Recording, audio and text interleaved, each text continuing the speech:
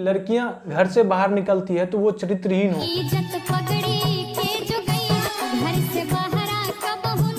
और जब लड़की देखने जाने की बारी होती है तो पुरुषों को बड़ा उत्सुकता होती है कि उनमें इतनी खुशी होती है जैसे लगता है खुद की शादी हो। घर वाले लड़कियों की शादी जल्दी से जल्दी करके हटा देना चाहते हैं। इसके पीछे घर वालों को अपने इज्जत खोने का डर होता है। इज्जत इसलिए खोने का डर रहता है क्योंकि उन्हें लगता है कि कहीं लड़की खुद कोई लड़का ना पसंद कर ले, और अगर उसने कोई लड़का पसंद कर लिया और उससे शादी कर ली तो फिर समाज में मेरी इज्जत का क्या रह जाएगा। इसलिए वो जल्दी से जल्दी शादी कराने का सोचते हैं।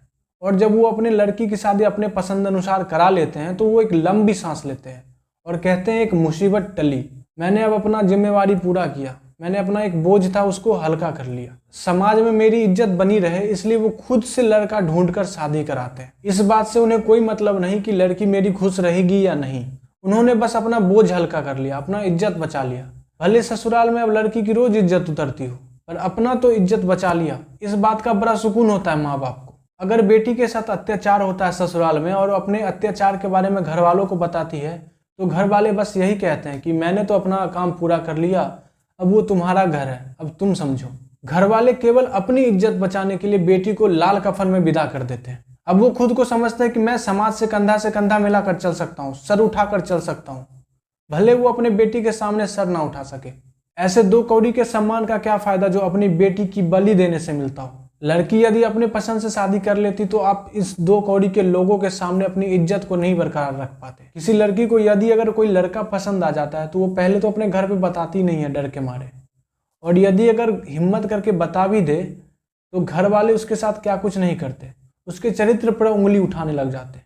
और यदि लड़का अगर कोई अन्य जात का हो तो फिर घर वाले तो यही साफ कह देते हैं कि या तो तेरी डोली मेरे अनुसार जाएगी या मेरी अर्थी उठेगी, अब तय तुझे करना है, मेरी अर्थी या तेरी डोली, दोनों में से एक ही उठेगी। अब लड़की खुद अगर कोई लड़का पसंद कर लेती है तो वो चरित्रहीन हो जाती है, और वहीं अगर बाप किसी अनजान लड़के के साथ भेज रहा है तो वो लड़की फिर चरित्रवान ही बनी रहती है, क्योंकि बाप ने पसंद किया है तो बाप ये सर्टिफिकेट भी देता है कि ये चरित्रवान है क्योंकि उसने पसंद किया है, और सर्टिफिकेट भी तो वही देगा चरित्र है या चरित्र खराब है।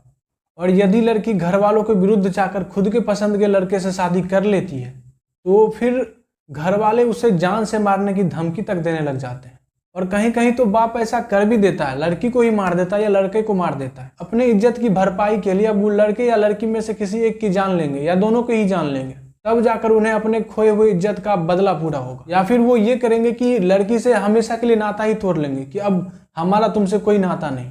अपने अहंकार के आगे अपने संतानों की जिंदगी भी नहीं देखते, उन्हें बस अपने मान सम्मान की चिंता रहती है। आज लड़कियां क्या कुछ नहीं कर रही है, कोई अंतरिक्ष में जा रही है तो कोई एवरेस्ट पे चढ़ रही है, कोई एरोप्लेन उड़ा रही है तो कोई बड़ी बड़ी कंपनियों को चला रही है, कोई कोई तो पूरा देश भी चला रहा है। पर फिर भी कुछ लोगों की लड़कियों के बारे में यही सोच है कि लड़कियां अगर घर से बाहर निकलती है तो वो चरित्रहीन हो गई। एक पिता सिखाता है क्या कि इज्जत पगड़ी के जो गई घर से बाहर कब हो न गई। या लड़की अगर खुद के पसंद से शादी कर लेती है तो वो चरित्रहीन हो गई। लड़की चाहे अपने जीवन में बड़ा से बड़ा मुकाम हासिल कर रखी हो, लेकिन उसे शादी किससे करना है इसका हक नहीं होता।